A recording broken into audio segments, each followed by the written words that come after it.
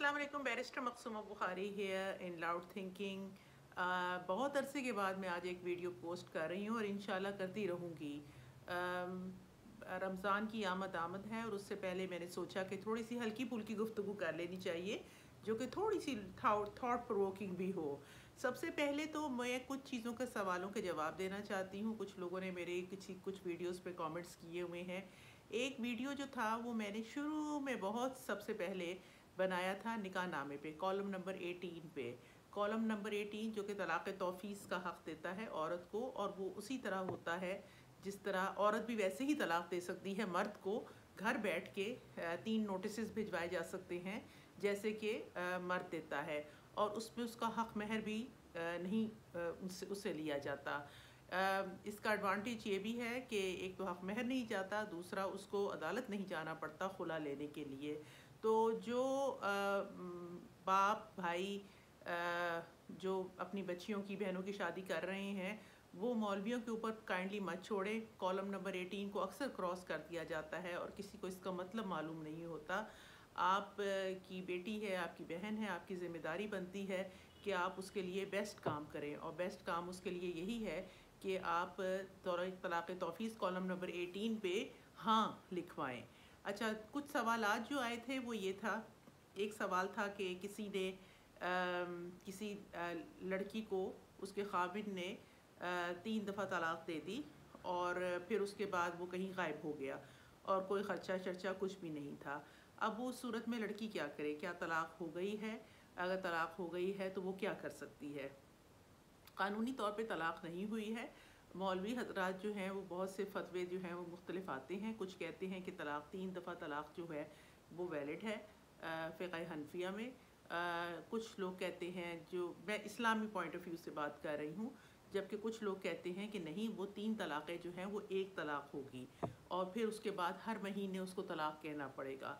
अच्छा, क़ानूनी तौर पे मैं आपको बताऊँ कि तलाक़ जो है वो जब होती है जब आप यूनियन काउंसिल को इन्वॉल्व करते हैं। यूनियन काउंसिल की इन्वॉल्वमेंट के बग़ैर तलाक़ जो है वो वैलिड नहीं होती, और यूनियन काउंसिल का कोई इख्तियार नहीं है कि वो तलाक़ का सर्टिफिकेट इशू करे किसी को भी।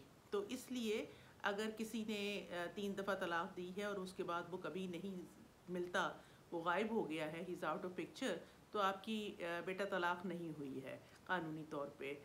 अब ये है कि सवाल ये है कि अब आप की क्या हकूक़ हैं। आपका हक़ है कि आप अपने जो मेंटेनेंस है, आपका जो ख़र्चा है, और अगर ख़ास तौर से अगर आपकी औलाद भी है तो औलाद का ख़र्चा तो बिल्कुल भी कहीं नहीं जा सकता, और आपका ख़र्चा भी नहीं जाता जब तक आप उसकी शादीशुदा हैं। और जब तलाक़ भी हो जाती है तो 3 महीने इद्दत पीरियड का भी आपको ख़र्चे का हक़ है। तो अगर वो मौजूद नहीं है तो उसका बाप होगा, उसका बाप नहीं है तो कोई उसका भाई होगा, कोई तो होगा उसके पीछे।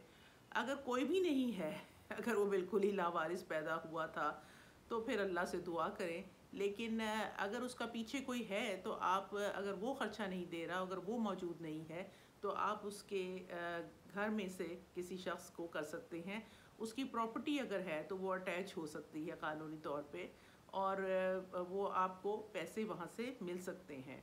इसलिए आपको चाहिए कि आप करीबी किसी अपने वकील से राब्ता करें और उससे ये बात करें कि ये हालात हैं और उसमें आप ख़र्चे का दावा करना चाहती हैं, तलाक़ आपकी नहीं हुई है। अच्छा, दूसरा सवाल ये था कि हक़ महर हुआ मुअज्जल या गैर मुअज्जल। लिखा जाता है कि 50,000 गैर मुअज्जल, और कुछ अदा नहीं किया गया। इस्लामी तौर पे ये शादी गलत है। मैं कोई आलिम दीन तो नहीं हूँ, लेकिन मैं थोड़ी बहुत पढ़ी लिखी हूँ।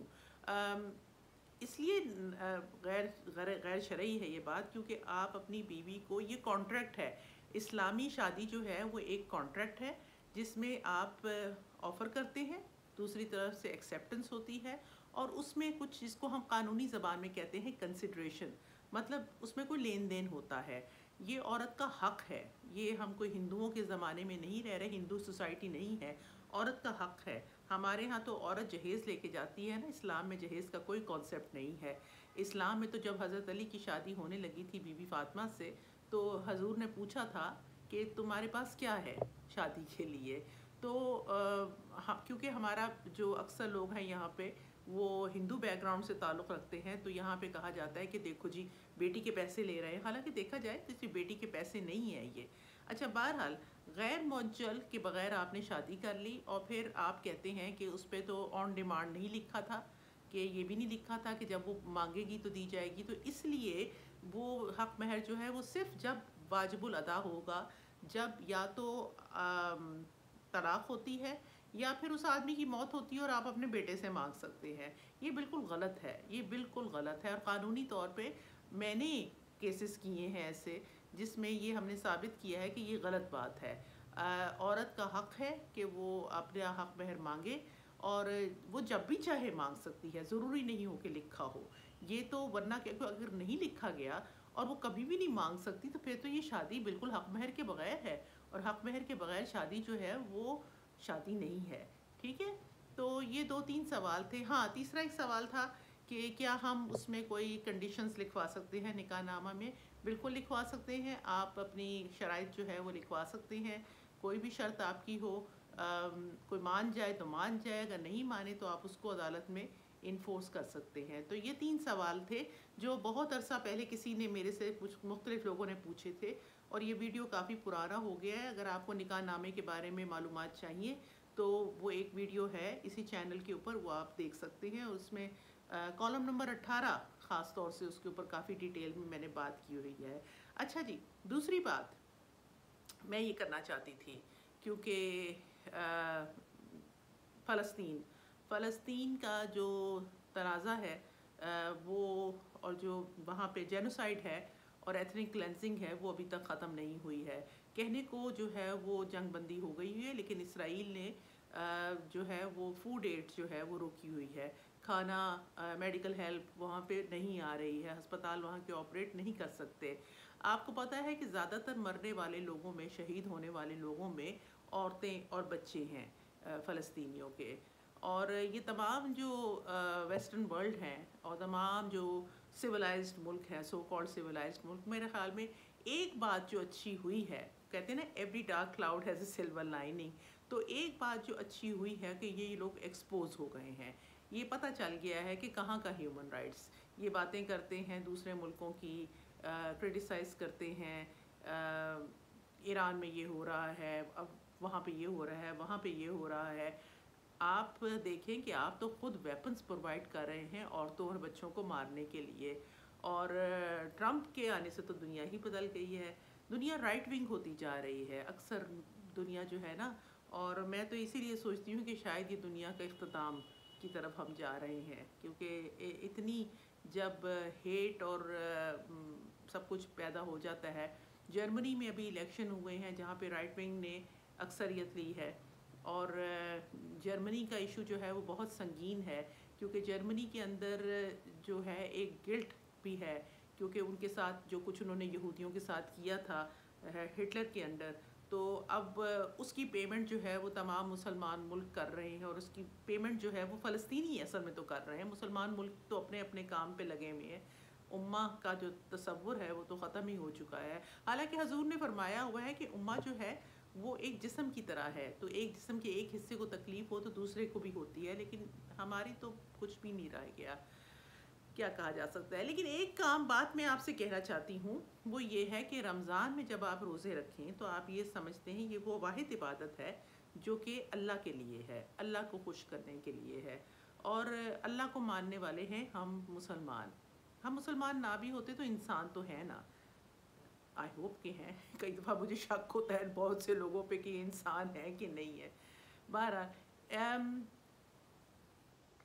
کیا آپ اپنا روزہ افطار کرنا چاہتے ہیں ان کمپنیوں کے ساتھ جو کہ بلیٹنٹلی اسرائیل کی سپورٹ کرتے ہیں، جو کہ کھانا آفر کر رہے تھے ان کے سولجرز کو، جن میں something like people companies like McDonald's, KFC، Coca Cola, Pepsi? آپ دیکھیں کہ آئی سی سی کی ساری اسپانسرشپ جو ہے وہ کوکا کولا کے پاس ہے۔ میں میچ دیکھنے گئی اور میری جو سسٹر ان لاء تھی وہ ملیشیا کی ہیں اور وہ آئی ہوئی تھیں یہاں پہ، ہم اکٹھے میچ دیکھنے گئے تو وہ حیران تھی کہ پاکستانی لوگ جو ہیں وہ کس طرح کوکا کولا پی رہے ہیں، اور ایکچولی میں بڑی ڈیفینسو فیل کر رہی تھی کیونکہ میں پاکستانی ہوں، تو اچھا نہیں لگ رہا تھا، مجھے خود اچھا نہیں لگ رہا تھا کہ یہ کیا ہو رہا ہے۔ تو پلیز جہالت کو ختم کریں۔ آپ اللہ کے لیے روزہ رکھ رہے ہیں اور آپ اللہ کی اور اس کے رسول کی جو امت ہے اس کے خلاف جو لوگ اوپنلی آپ کے خلاف جنگ میں ہیں، آپ ان کے جو ہے وہ کھانا پینا کر رہے ہیں۔ اگر آپ نہیں بھی کھائیں گے میک ڈونلڈ یا KFC یا پیٹزا ہٹ تو کچھ نہیں ہو جائے گا آپ کو۔ اگر آپ کوکو کولا نہیں بھی پئیں گے تو اب کچھ نہیں ہوگا، آپ کا روزہ بلکہ زیادہ خراب ہونے کے چانسز ہیں اللہ کی نزدیک، نہ کہ بہتر ہونے کے۔ تو یہ کچھ باتیں میں آپ سے کرنا چاہتی ہوں۔ اچھا، ایک بات جو مجھے آج ہٹ کر رہی تھی، میرا ایک کتا ہے اور جو بیمار ہے، کتیا ہے جو بیمار ہے، میں بھی وہی بات کر رہی ہوں جس کے بارے میں کرنا چاہتی ہوں۔ وہ آپ ٹرم سمجھتے ہیں، بہت سے لوگ مسوجنزم جو ہے وہ ہمارے اندر پوری دنیا میں ہے کہ کچھ الفاظ ایسے ہیں جو ہم عورتوں کے ساتھ کنیکٹ کرتے ہیں اور ان کو ہم حقیر یا خراب، ہیٹ فل سمجھتے ہیں۔ مثلا اگر ہم ورڈ ڈاگ استعمال کرتے ہیں تو اتنا برا نہیں ہے، لیکن اگر ہم ورڈ بچ استعمال کرتے ہیں تو وہ بہت خراب ہوتا ہے۔ تو بہت سے لوگ جو ہے وہ کتا کہہ دیں گے لیکن کتیا نہیں کہیں گے۔ بھئی کیا بری بات ہے؟ کتیا ہے، اس میں کیا اتنی ہے؟ کتیا کوئی بری چیز ہے؟ میں نے 2 کتیا جو ہیں وہ میں ان کی دیکھ بھال کرتی ہوں اور وہ بہت اچھے جانور ہیں، بڑی لونگ ہیں، وہ بہت موسٹ لونگ ہیں، لیکن کیونکہ وہ فیمیل ہیں تو بچ کہا جاتا ہے، بچ گالی ہے، پھر سن آف اے بچ کہا جاتا ہے، تو سن آف اے بچ از اے ڈاگ، تو why don't you just call somebody a dog instead of son of a bitch؟ آپ عورتوں کو بیچ میں کیوں لے کے آتے ہیں؟ ماں بہن کی گالیاں دیتے ہیں کیوں؟ آخر مجھے نہیں سمجھ میں آتا، کیونکہ یہ لاؤڈ تھنکنگ ہے تو میں لاؤڈ تھنکنگ کر رہی ہوں کہ یہ کلچرلی ہمارے ذہن میں خواتین کے بارے میں جو چیزیں سب بیٹھی ہوئی ہیں یہ وہ ہم چھوڑ نہیں سکتے۔ اچھا، ایک اور بات فردر، لاسٹ ون، جو ہے کہ جس طرح کچھ لفظ ہیں جو کہ ہم سمجھتے ہیں کہ وہ نیوٹرلائز ہو جاتے ہیں اگر ہم ان کو انگریزی میں کہیں، حالانکہ لفظ تو وہی ہے۔ کیونکہ اگر ہم یہ کہتے ہیں کہ فلاں یورین پاس کر رہا ہے تو ہم سمجھتے ہیں کہ وہ ذرا اچھا ہو گیا، ہم تمیزدار ہیں، لیکن اگر ہم ورڈ پیشاب استعمال کریں گے تو برا ہو جائے گا۔ بھئی کیوں برا ہوگا؟ آخر انگریز یورین کا مطلب کیا لیتے ہیں؟ ایک ہی چیز ہے نا، تو پھر کیا وجہ ہے؟ یہ کوئی سائیکولوجیکل ایشو ہے؟ کسی سائیکولوجسٹ کو اس پہ کامنٹ کرنا چاہیے۔ آپ اپنا دھیان رکھیں، کل سے رمضان کا چاند نظر آتا ہے کہ نہیں۔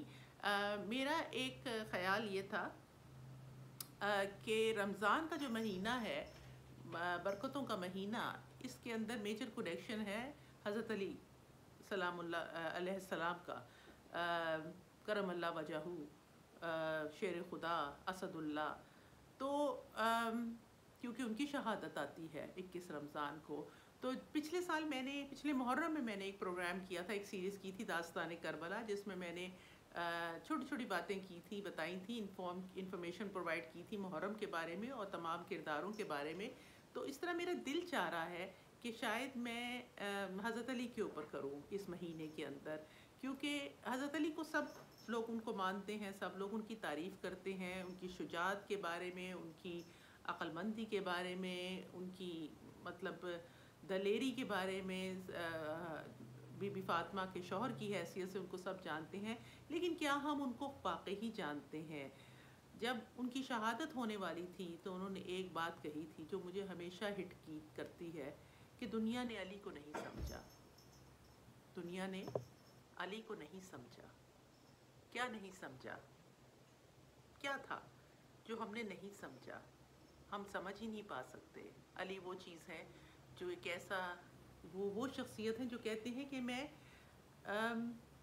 آسمانوں کے راستوں سے دنیا کے راستوں سے زیادہ واقف ہوں، دنیا کے راستوں سے زیادہ میں آسمانوں کے راستے سے واقف ہوں۔ یہ وہ بچے ہیں جن کو حضور نے پالا 6 سال کی عمر سے، اور وہ کون تھے، ان کے والدین کون تھے، ان کے بہن بھائی کون تھے، کیا ایسے مسائل ہوئے کہ